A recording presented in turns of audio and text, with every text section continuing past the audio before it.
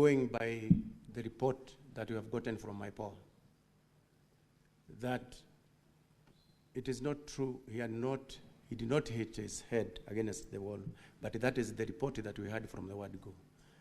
I tell my apology on behalf of the National Police Service because of that information.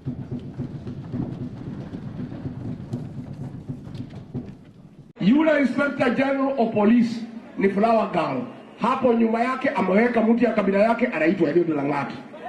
Can you immediately resign? You are not fit to be in that docket.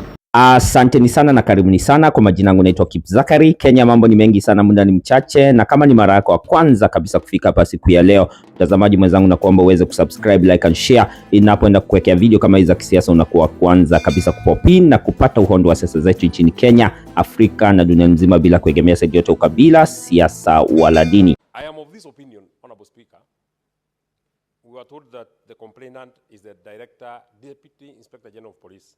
I'm of this opinion, Honorable Speaker, that from what the Inspector General of Police has said, it is my opinion that the evidence he has put together is the corrected evidence. And I'll give two examples of why I am of the opinion that the Inspector General wants to just cover his deputy. He says that, Mr. Speaker, he says that the complainant lodged a complaint on the 4th of June. There are 4 officers that he has said who were supposed to go, or rather, who were to take the statement from the Inspector General of Police. May I take you to the 5th of June when he has said 2 letters were made. One, they first received the response from the EACC on the 5th of June. They wrote another letter to the CAK on the 5th of June. On the same day, they received a letter from the CAK. Once they were satisfied that there is a case to answer, the officers went to arrest Arbat. Now, Mr. Speaker, the officers arrived in Kisii at 12:55. Walking back, it is 307 kilometers from Nairobi to Kisii. If indeed they left Nairobi after they were satisfied, unless these letters were being done before government opens offices, I know that government opens offices at 8 in the morning. If they did a letter, for example, to the CAK at 8, and they got a response at maybe 8:15, if the government is so swift, then it means that they drove to Kisii in less than 3 hours. This, Mr. Speaker, cannot have happened unless there is further evidence that of how. No, we have been told that they didn't fly. We have been told that Senator they drove to Methu, Kisii. don't engage your colleagues, just proceed. Oh yeah, they drove all the way to Kisii. And they go to Kisii from what the Inspector General of Police has told us at 12:55 hours. Honorable Speaker, that already raises eyebrows that this evidence has been reconstructed. This is not original evidence. This is not a true record of what happened to Ojwang. And I am very sad that the Inspector General of Police, in my opinion, I'm giving my opinion, a parent who is here. Just ask your question. Yeah, so that is my question. My second question, and Honorable Speaker, I don't know why colleagues have a problem. Order, honorable senators. Just one, let me just direct you. I will not take any points of order.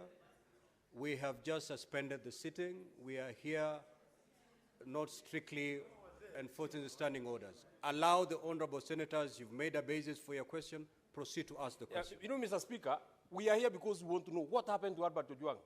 If any information can help us know what happened to Albert Ojwang, then it will help us move. Maybe finally, may I know from the Inspector General of Police, once it was established in the morning that Albert was unconscious and he was being rushed to hospital, the choice of Mbagathi Hospital instead of Kenyatta National Hospital, just a question to maybe to help in the investigation, because I've seen from Central Police Station to Kenyatta National Hospital via Hospital Road is 5.1 kilometers.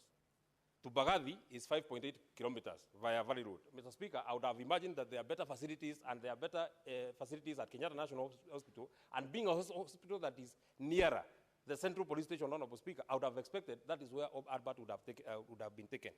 Then, if the tears of the father of Albert Ojwang do not prick the concerns of the members of this House, Honorable Speaker, I do not understand whatsoever prick our concerns.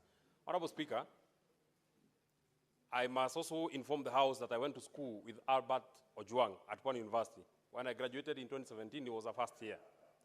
Mr. Speaker, how fragile are the egos of the people who have been tasked with the security apparatus of this republic, that a person of the stature of the Deputy Inspector General, who has a training, and I've seen that he has a master's in counter-terrorism, a man who is trained to deal with terrorists, cannot deal with just a Facebook post, Honorable Speaker, that he had to send for this young man on a weekend. Mr. Speaker, there is no record that Albert Ojwang was summoned to appear in any police station and he said no.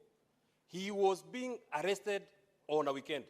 His parents were there, actually, Mr. Speaker. Their father was coming to Nairobi with the title to come and secure the bond or the bail of his son, only to be given the body of his son in a body bag, Honorable Speaker.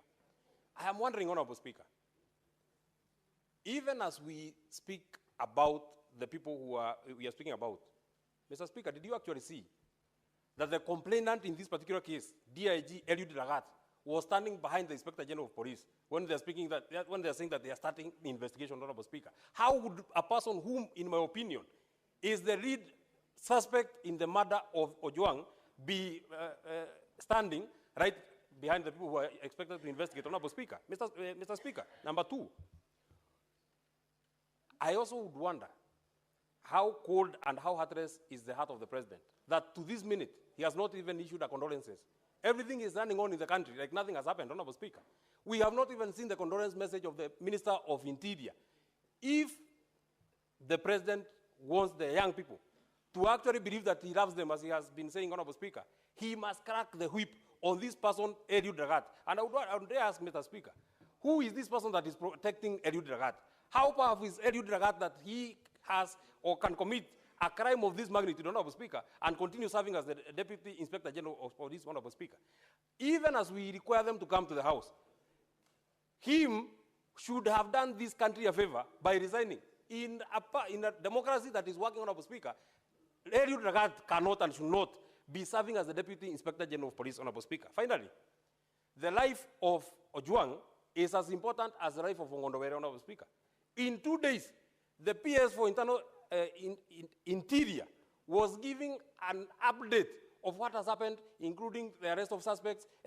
If you are disrespectful, what do? I block you. That's why, otherwise, why would these guys create the block button? If I think you are disrespectful, block. I will never see what you write again. It's as simple as that. The president has told me in person that he does not stand this. If he does not, then let him crack the whip on the people who are doing this. We have buried too many young people to bury one more young person. It's not going to happen, no. Hiyo tumekata. It's because we must also be sensitive when somebody has lost a loved one. Let's not mix issues. The family of Albert is mourning, they have lost their son. Let us be human. Let us empathize. Who gave the order for that young man to be brought to be arrested? For what? If you can't stand somebody, block. Who doesn't know the block button? Do you have to be all over listening to everyone and anyone? Kenya has come too far. These are things that are done in other countries that we have been condemning. Some around us. Cannot happen in Kenya. We will not allow it. If the police are minded to take action, they will. They will know who of them actually caused the death of this young man. I'm not saying this because I know Kenyans are very nice at being ethnic. Last week I condemned the arrest of this young lady for her views. Mr. Speaker, can the Inspector General of Police withdraw and apologize in this House for the assertions that he made through the formal communication by the National Police Service that Ojwang killed himself? Mr. Speaker, in my culture, suicide brings stigma. And the IG of police has brought untold suffering, stigma, to the family of Ojwang by purporting that this gentleman killed himself when the autopsy clearly reveals that he was killed in the hands of police. Can you direct the IG to apologize and withdraw on the floor of this House on the strength of the autopsy report. Mr. Speaker, secondly, there are many good officers in the National Police Service. We must agree. All the members of Senate here have 1 or 2 police officers assigned to them. And I think generally they are people of good conduct. But there are few bad apples, Mr. Speaker, that need to be fumigated. And that is where the National Police Service comes in, and the CS for Interior.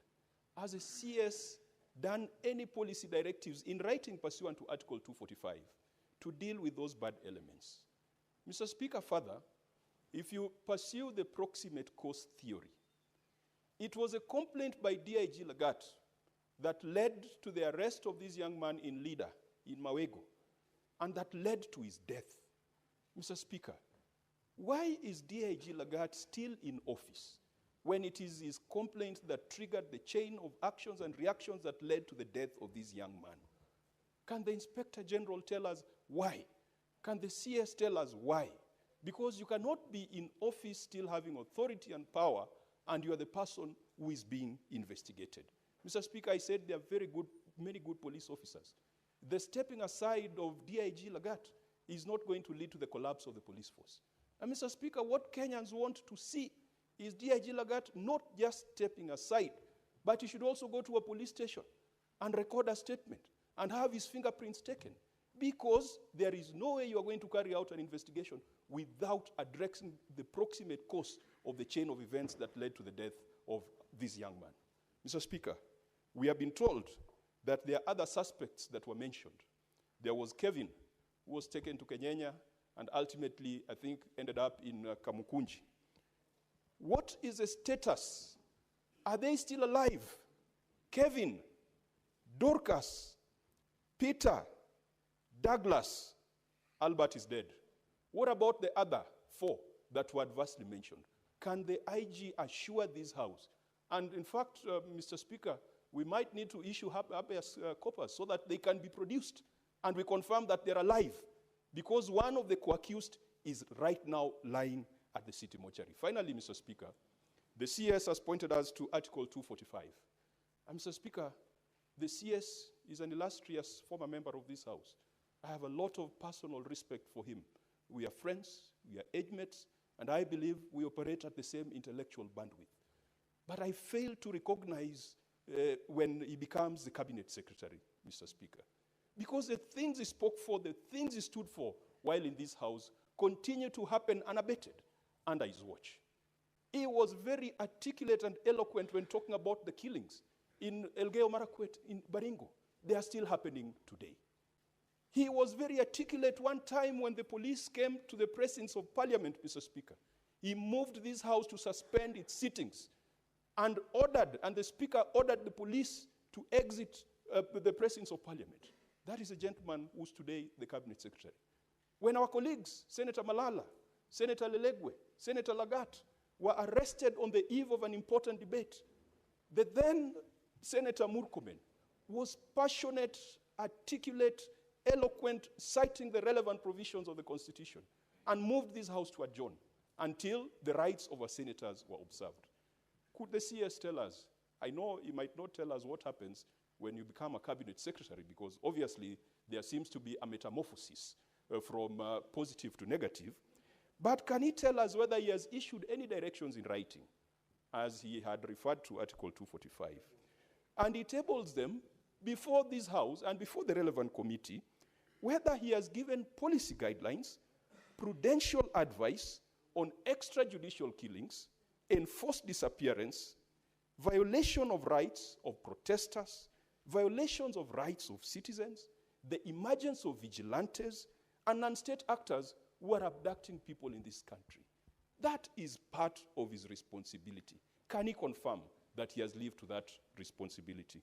Thank you, Mr. Asanteni sana na karibuni sana. Kwa majina yangu naitwa Zakari. Kenya mambo ni mengi sana, muda ni mchache, na kama ni mara yako ya kwanza kabisa kufika hapa siku ya leo, mtazamaji mwenzangu, na kuomba uweze kusubscribe, like and share inapoenda kuwekea video kama hizi za kisiasa, unakuwa kwanza kabisa kupopin na kupata uhondo wa siasa zetu nchini Kenya, Afrika na dunia nzima, bila kuegemea saidi yote ukabila, siasa wala dini.